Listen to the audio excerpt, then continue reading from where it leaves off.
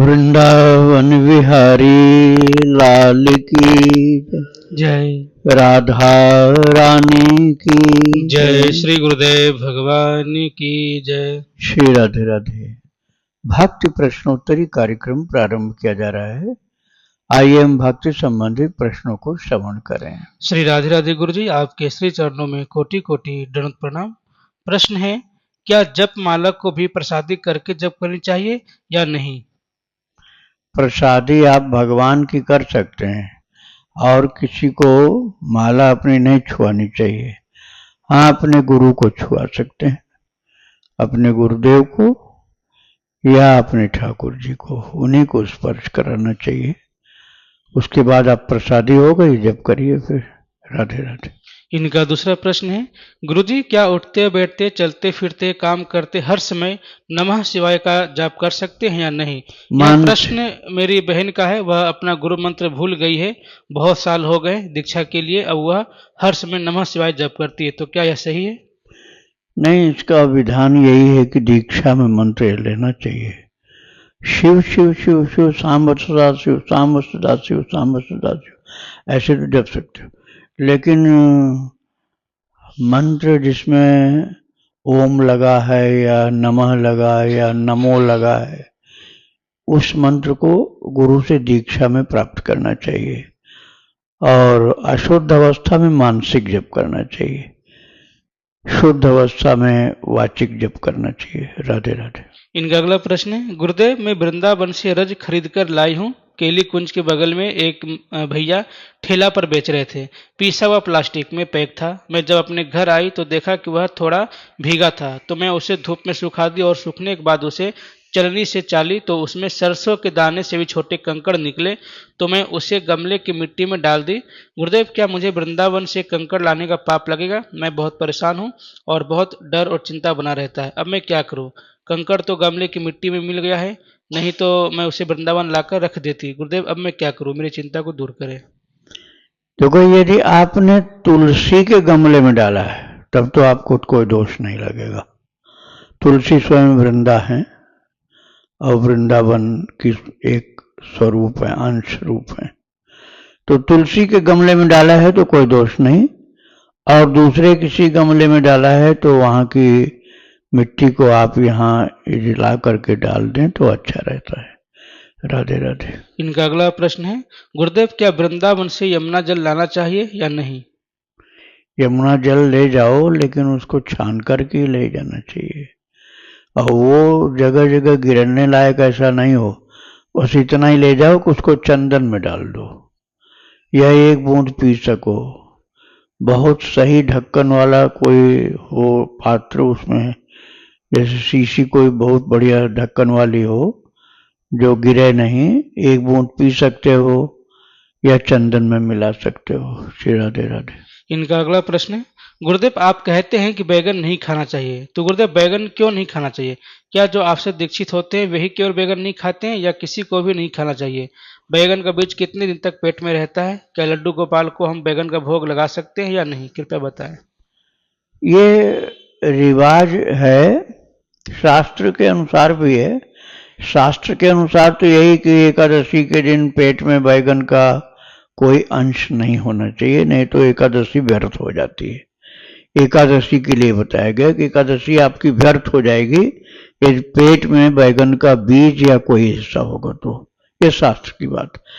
अब रिवाज की बात यह है कि जैसे माधव गौड़ी संप्रदाय में, इस्कॉन में और बंगाल में बैगन का भोग लगता है, यहाँ तक कि जगन्नाथपुरी में भी लगता है बैगन का भोग, लेकिन और जगह नहीं लगता है। तो आप यदि वहाँ के हैं, जहाँ की बात मैंने किया अभी, माधव गौड़ी संप्रदाय, इस्कॉन और जगन्नाथपुरी, यदि आप वहाँ के हैं जो सुन रहे हैं तो आपको कोई दोष नहीं, क्योंकि वहाँ ये प्रचलित है और जगह वर्जित है। श्री राधे राधे।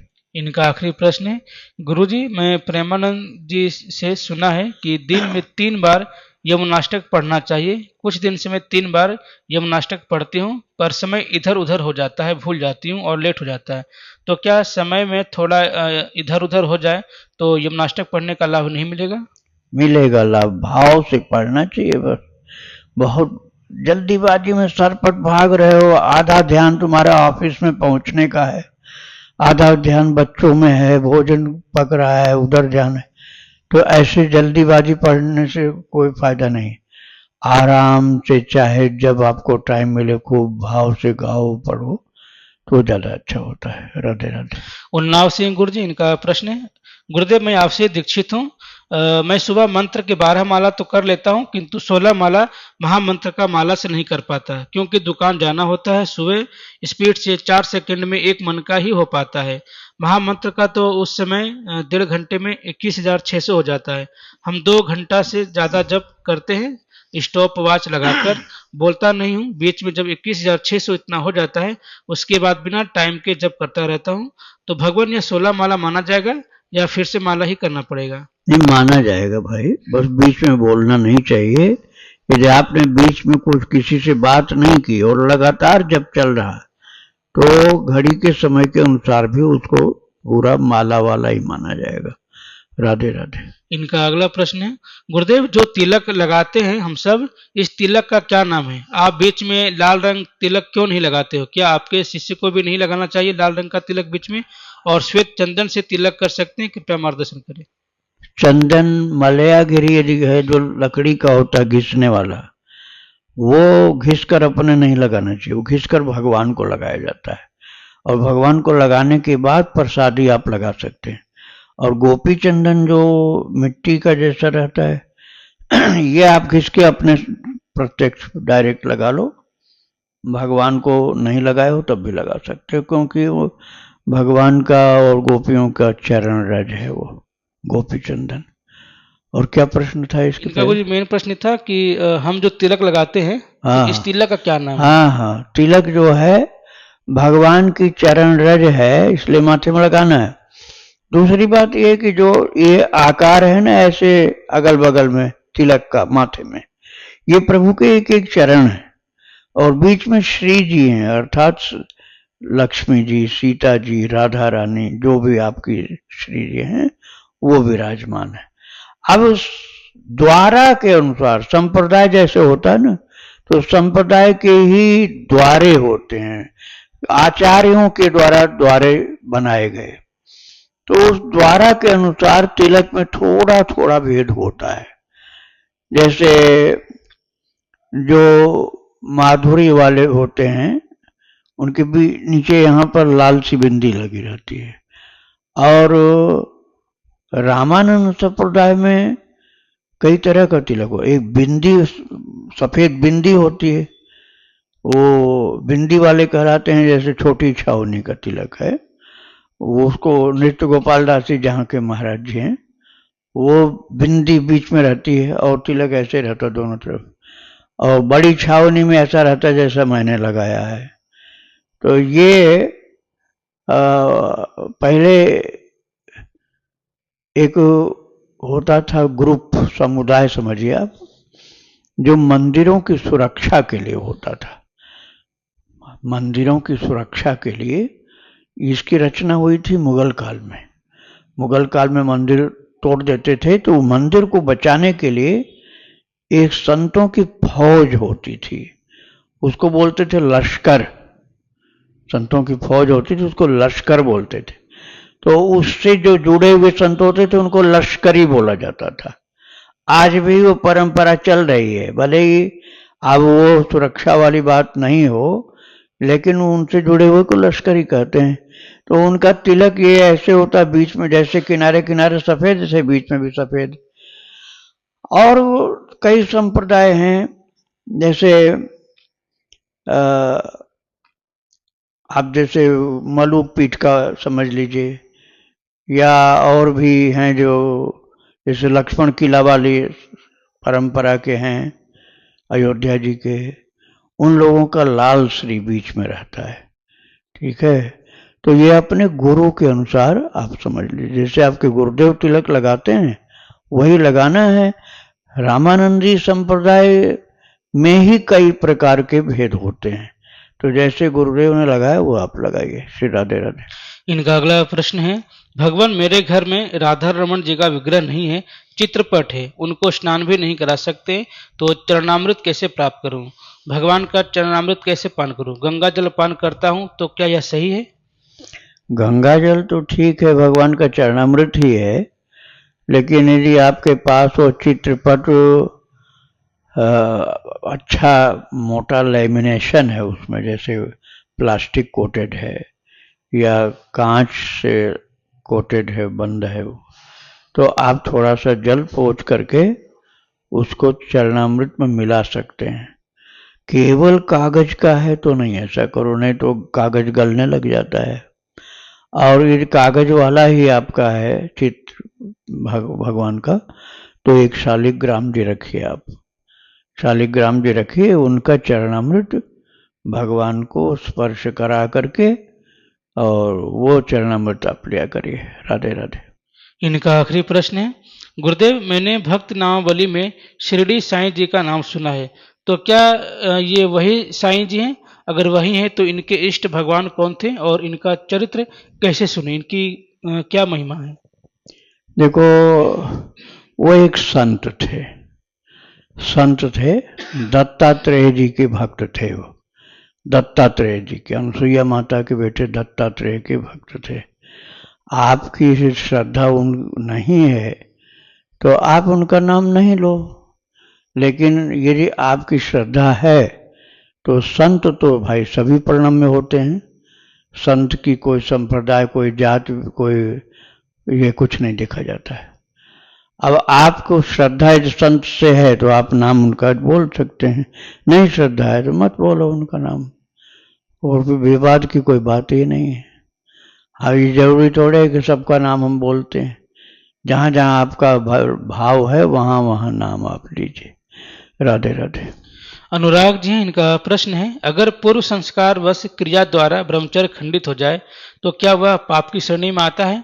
आजकल प्रायः कई नवयुवकों का कुसंग के कारण ऐसा गलत अभ्यास बना हुआ है, इससे उभरने का कुछ उपाय बताएं।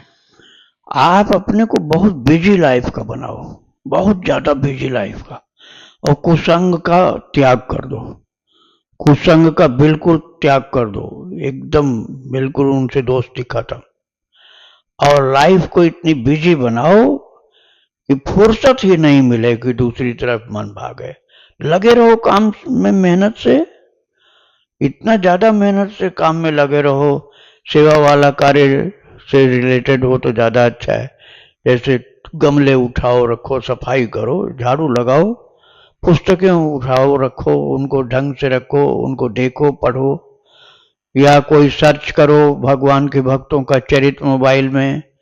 नहीं ये सब उस समय आपको अच्छा लग रहा है तो थोड़ा सा भगवान का नाम गा गा करके मंदिर के पूजा गृह की परिक्रमा करो, जा करके गौ माता को गोबर उठाना शुरू कर दो, गौशाला में जाओ, वहाँ गोबर उठाना, सफाई करना शुरू कर दो, और वहाँ भगवान का नाम गाओ, गौ माता की चरण सेवा करो। आप जब सेवा में लगोगे तो निश्चित ही एक दिशा मन की ऐसी हो जाएगी कि आप इस प्रकार के संकट से मुक्त रहोगे। राधे राधे। इनका दूसरा प्रश्न है, क्या दीक्षा के बाद गुरु वास्तव में अपने शिष्यों के कर्मों का भार अपने ऊपर ले लेते हैं? गुरु जी नहीं ले लेते हैं, आपकी श्रद्धा ले लेती। आपकी श्रद्धा होगी तो भगवान ही उस कार्य को मर्यादा की रक्षा के लिए कर देते हैं। और महाराज यदि आपकी श्रद्धा नहीं है तो बड़े से बड़े गुरु भी आपकी उस समय रक्षा नहीं करेंगे, बड़े से बड़े गुरु भी आपकी रक्षा उस समय नहीं करेंगे जब जरूरत पड़ेगी। और श्रद्धा है तो चाहे वो बड़े से बड़े वाले गुरु जी नहीं हो, भले प्रसिद्ध नहीं हो, लेकिन श्रद्धा आपकी बहुत अच्छी है तो भगवान ही गुरु के अंदर शक्ति दे करके उस कार्य को कर देंगे। श्री राधे राधे। इनका अगला प्रश्न है, क्या भगवान को भोग लगाया हुआ भोजन पाने के बाद कुल्ला आचमन करना चाहिए या थोड़ा रुकना चाहिए? जल पी लेना चाहिए। जब आपके मुंह में भगवान का प्रसाद है तो उसको नाली में नहीं थूकना चाहिए, उसको गंदी चीज थोड़े है कि कोई मुंह में कुल्ला कर करके बाहर फेंकते रहो। उस प्रसाद के कण को बाहर थूकना फेंकना पाप है। खूब अच्छी तरह से जल पी करके मुंह साफ कर लो। भोजन हो तो दूसरी बात है, लेकिन भगवत प्रसाद है तो उसको कुल्ला करके बाहर थूकने में उचित नहीं होता है। राधे राधे। इनका आखिरी प्रश्न है, संसारी लोग स्कूल ऑफिस के बाहर अगर मिलने के लिए बुलाएं तो खुद गलत खान पान से बच के उनके पास बैठ के क्या मित्रता का बाहरी व्यवहार करना उचित रहेगा? नहीं नहीं, यदि वो संग उनका खराब है तो नहीं करना चाहिए। ऐसे व्यक्ति से बिल्कुल दूरी बना लो। और संग में उनके भक्ति से संबंधित है, कोई गड़बड़ नहीं है, तो आप उनसे मिल सकते हो। वार्ता निरर्थक नहीं करोगे, या आवश्यक वार्ता होगी जिसकी ड्यूटी आपकी है तो वो कर लो, लेकिन उसके बाद गप सप नहीं करना, न व्यर्थ की कोई बात करनी। फिर भगवान की बात कर सकते हो, या तो भगवान की बात करो, और या जो आपकी ड्यूटी की जरूरत की बातें हैं कुछ सीमित शब्दों में कर लो। राधे राधे। सतीश शर्मा जी दिल्ली से, इनका प्रश्न है, गुरुदेव मैं आपसे दीक्षित हूँ और अब चोटी रखने की सीखा रखने की इच्छा हो रही है। मेरी उम्र 60 साल है, क्या मैं सीखा रख सकता हूँ? यदि हाँ तो कृपया इससे संबंधित नियम बताने की कृपा करें। नियम क्या है? आप मुंडन करवा लो, उतना जो मुंडन के छोड़ दो बाल, हो गया। चोटी किसी तीर्थ में कराना चाहिए, जैसे गंगा जी पहुंच गए या यमुना जी पहुंच गए या कोई तीर्थ में पहुंच गए, वहां मुंडन कराओ और चोटी की जगह पर बाल छोड़ दो। अब फिर स्नान करके तिलक लगा लो। कुछ दे सकते हो तो दान कर दो, नहीं तो जिससे मुंडन कराओगे उसको दक्षिणा दो। वो जितना बोल रहा उतना ही देना होगा। पहले बात कर लो, ऐसा नहीं कि पर बाद में उसको कम दो, कम देने में दोष हो जाएगा। राधे राधे। खुशी जी हैं देहरादून से, इनका प्रश्न है, भाव देह क्या होता है? यह कब और कैसे बनता है? क्या यह सबके लिए अलग अलग होता है? भावदेह, भावदेह होता आपकी सेवा की भावना के अनुसार। जैसे आप कन्हैया के आगे आगे फूल बिखेरने की आपकी सेवा है, एक उदाहरण। तो आप जब बैठो पूजा घर में या कहीं भी एकांत में, तो ऐसा भाव बनाओ कि आप सुंदर सुंदर फूल चयन करके लाए, और जब कृष्ण चलते हैं, आपके प्रभु चलते हैं, तो उनके सामने छोटी छोटी कलियां बारीक बारीक बिछाते हुए चले जाओ। यही अपने मन में बार बार करते रहोगे तो पुष्प बिखेरने की सेवा वाला भाव आपका पक्का हो जाएगा। ऐसे दूसरी सेवा भी कर सकते हैं, जल पिलाने की, व्यजन चलाने की, और भगवान को दूध पिलाने की, भगवान को सुलाने की, उठाने की।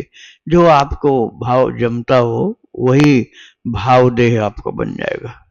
श्री राधे राधे। इनका दूसरा प्रश्न है, जब मैंने मीराबाई और गौरदासी जी का चरित्र सुनती हूँ तो मुझे अक्सर यह भाव आता है कि मैं उनके सामने कुछ भी नहीं हूँ और कभी भी उनकी तरह नहीं बन सकती। मेरे मन में यह डर बैठ गया है कि कृष्ण मुझ जैसी आम जीवात्मा को कभी स्वीकार और प्रेम नहीं करेंगे, और यह सोच के बहुत दुख होता है। देखो, दुख होने का मतलब है कि आपको पश्चाताप है। तो पश्चाताप होने से तो प्रगति होती है, पश्चाताप होने से प्रगति होती है। और जो उसकी उपेक्षा कर देता है कि हमको क्या मतलब, ये सब तो गलत हो जाता है, तो पाप हो जाता है। लेकिन आपको पश्चाताप होता है कि अरे मैं ऐसा नहीं बन पाया, मुझे भी ऐसा ही होना चाहिए था, ऐसी भक्ति होनी चाहिए थी, तो इससे आपकी प्रगति होगी। गौरदासी के साथ कैसे ठाकुर जी छोटी सी डलिया में लेटे हुए, चित्रपट के ठाकुर जी, चरित्र जो सुने उनको याद आ जाएगा। आप गौरदासी जी की चरितावली भक्ति आश्रम निकालेंगे तो आ जाएगा। तो चित्रपट के रूप में लेटे हुए कन्हैया डलिया में इतना काम करते हैं, इतनी सुरक्षा, इतनी लीला, कि जल्दी कोई मंदिर के ठाकुर जी भी ऐसे लीलाधारी नहीं देखने को मिलते हैं। वो उसका कारण था गौरदासी की भक्ति। तो आप अपनी श्रद्धा विश्वास बढ़ाओ, भक्त चरित सुन सुन करके अपनी श्रद्धा अपना भाव बढ़ाओ, तो आपके साथ भी चमत्कार होना शुरू हो जाएगा। राधे राधे। इनका दूसरा प्रश्न है, आपके अनुसार मीराबाई और गौरदासी जी के चरित्र से हमें क्या सीखना चाहिए और अपने जीवन में कैसे उन्हें लागू करना चाहिए? उनका चरित्र सीधा है बिल्कुल। जाके सिर मोर मुकुट मेरो पति सोई। एक बात विधेयात्मक कि जिसके सिर पर मोर मुकुट है वही कन्हैया मेरे पति हैं। और दूसरी बात क्या है, मेरो न कोई दूजो दूसरो न कोई दूसरा अन्य कोई नहीं है, एक ही है और दूसरे कोई नहीं है। तो एक हो गया वैराग्य का, एक हो गया अभ्यास का, अर्थात दूसरा कोई नहीं है हमारा पति, ये वैराग्य की बात, मन हट गया। और वही केवल हैं, वही केवल हैं, इसका अभ्यास बनाना आपको। शिवम साहू जी, इनका प्रश्न है, महाराज जी क्या जोत ज्वार माँ दुर्गा को हमें करना चाहिए कि उसकी जगह रामायण या श्रीमद् भागवत महापुराण की कथा करनी चाहिए? इस शरीर के माता पिता को हमने कहा था कि भागवत महापुराण कर लेते हैं, यह रामायण कर लेते हैं, लेकिन करने के लिए तैयार नहीं है, वह जोत जावरा के लिए बोल रहे हैं। तो क्या यह सही है? मुझे ज्ञान नहीं, कृपया आप मार्गदर्शन करें, हमें क्या करना चाहिए? अरे ये दोनों करना भाई, आप दीपक भी जला लो, दीपक जला लो, देवी माता वाला हो गया। अब वहां बैठ करके रामायण पाठ करो या भागवत पाठ करो, भगवान वाला हो गया। इसमें किसी का विरोध नहीं है, न रामायण पाठ का विरोध है, न भागवत जी के पाठ का विरोध है। और दीपक जला लिया, उनकी भी संतुष्टि हो गई, आपकी भी संतुष्टि हो गई। श्री राधे राधे। इनका आखिरी प्रश्न है, निष्काम भक्ति प्राप्त करने के लिए क्या हमें गजेंद्र मोक्ष का पाठ नित्य कर सकते हैं? गजेंद्र मोक्ष का ही क्यों करो, गजेंद्र मोक्ष का एक बार पाठ कर लो, इसके बाद भक्तों का चरित्र सुनो, तभी निष्कामता आएगी, तभी भक्त जैसा जीवन बन पाएगा। राधे राधे। बरसाना सिंह गुरु जी, इनका प्रश्न है, ऐसा बोलते हैं कि किसी की मृत्यु के 13 दिन बाद आत्मा घर से निकलती है, उस दिन हवन होता है और फिर उस जलते हुए हवन को किसी नदी तालाब आदि के पास रखने जाते हैं तुरंत ही। कहते कि आत्मा भी साथ ही जाती है उसके, और कहते हैं कि कोई अगर उसके सामने आ जाए तो प्रेत बाधा आ सकती है उस पे। हमारे घर में ही हुआ है आज, और मैं गलती से सामने गई, तो क्या अब मेरे ऊपर प्रेत बाधा आ सकती है? प्रेत का उद्धार हो जाएगा आपको, आपके सामने आने से, लेकिन उसके लिए आपको करना यह होगा कि लगातार भगवान का नाम जप करो, तो प्रेत का उद्धार हो जाएगा। प्रेत आपके ऊपर नहीं आएगा, आप उसके ऊपर पहुंच जाओगे। लेकिन भक्ति चाहिए, यदि भक्ति नहीं होगी तो प्रेत आ सकता है, और आपके अंदर भक्ति है तो या तो प्रेत भाग जाएगा और या तो उसका उद्धार हो जाएगा। आप निर्भय रहो, भगवान की भक्ति में कोई भय नहीं होता है। राधे राधे। भागवत सिंह जी, इनका भगवत सिंह जी जयपुर से, इनका प्रश्न है, जैसे कि आपके द्वारा 3 साधन बताए हैं, पहले भक्तों की चर्तावली सुनने का, जो कि मैं पहले से ही सुनता हूं, लेकिन एकांत में नहीं सुनकर अपने कान में लीड लगाकर ऑफिस में ही सुनता हूं, ऑफिस का काम करते करते, क्योंकि मेरे को ऐसा टाइम मिलता ही नहीं है, एकदम फ्री नहीं हूं मैं। तो और दूसरा आपने बताया कि नाम लेखन, जो मैं पहले नहीं करता था, अब मैं स्टार्ट कर रहा हूँ। गुरुजी, नाम लिखने में किन चीज़ों का ध्यान रखना है, कृपया करके बता दीजिए। कब लिखना, सुबह शाम, कैसे, मतलब किस टाइम कैसे लिखना है? नाम लेखन के समय बोलना नहीं है, बात नहीं करनी है, और न फोन अटेंड करना है, और न ध्यान इधर उधर करना है। जो सुन रहे हो, या तो कथा सुनो लिखते समय, कथा भी सुनते चलो और नाम लेखन करते चलो, या तो ऐसे करो, और नहीं तो जो लिख रहे हो वही बोलते रहो। जैसे सीताराम आप लिख रहे हो तो सीताराम सीताराम सीताराम सीताराम सीताराम सीताराम सीताराम सीताराम, ये बोलते रहो, वही लिखते रहो। अब आप लिख रहे हो सीताराम और उससे बात कर रहे हो, हाँ बच्चे ठीक हैं, घर के लोग ठीक हैं, अब ये सब बात कर रहे हो, तो सीताराम लिखने के वैल्यू कम हो गया तुम्हारा। व्यर्थ तो नहीं जाएगा, लेकिन पावर उसमें नहीं रहेगा। राधे राधे। सावित्री सैनी जी, इनका प्रश्न है, महाराज जी, नाम जप से रीढ़ की हड्डी, गले में, कंधों में, सिर में दर्द होता है। आप जप मत करो, केवल स्मरण करो, याद करो, नाम सामने लगा दो लिखा हुआ, उनको देखते हुए राम जी की याद करो, भगवान कृष्ण की याद करो, स्मरण करो। स्मरण करना भी भक्ति है। श्रवणम कीर्तनम विष्णु स्मरणम, तीसरी भक्ति। नवधा भक्ति में जो प्रहलाद जी ने नवधा भक्ति बताया, उसमें तीसरी भक्ति है भगवान का स्मरण। श्रवणम कीर्तनम विष्णु स्मरणम पाद सेवनम अर्चनम वंदनम दास्यम सख्यम आत्मनिवेदनम। तो आप स्मरण करते हो, वो भी एक भक्ति है। श्री राधे राधे। सूरज जी, इनका प्रश्न है, महाराज जी सुबह माला करते समय कभी कभी पेट के पास, कभी कंठ के पास, कभी छाती में, कभी नाभि के पास ऐसा लगता है कि जैसे कोई चीज धड़क रही है। ऐसा क्यों होता है? क्या इसका भक्ति मार्ग से कोई संबंध है? कृपया बताएं। हाँ, यह हानिकारक नहीं है, फायदे की चीज है। चक्रों का जागरण होता है। तो चक्रों का जागरण होता है, जैसे नाभि के पास मणिपुर चक्र है, उसका जागरण होता है। कभी मूलाधार का होता है, कभी आज्ञा चक्र का, कभी स्वाधिष्ठान का होता है। तो जिस चक्र पर ज्यादा स्पंदन हो रहा, समझ लो वही चक्र जागृत हो रहा है आपका। राधे राधे। आशा जी हैं राजस्थान से, इनका प्रश्न है, मुझे दीक्षा मंत्र मिला है राम जी का, पर नाम नहीं मिला, ना ही जप माला मिली।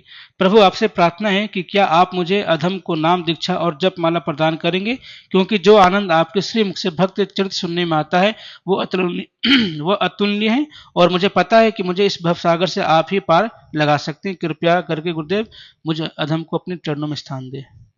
यदि आपकी दीक्षा हो चुकी बता रहे हैं, हाँ, नाम आपको मिल जाएगा दीक्षा के रूप में।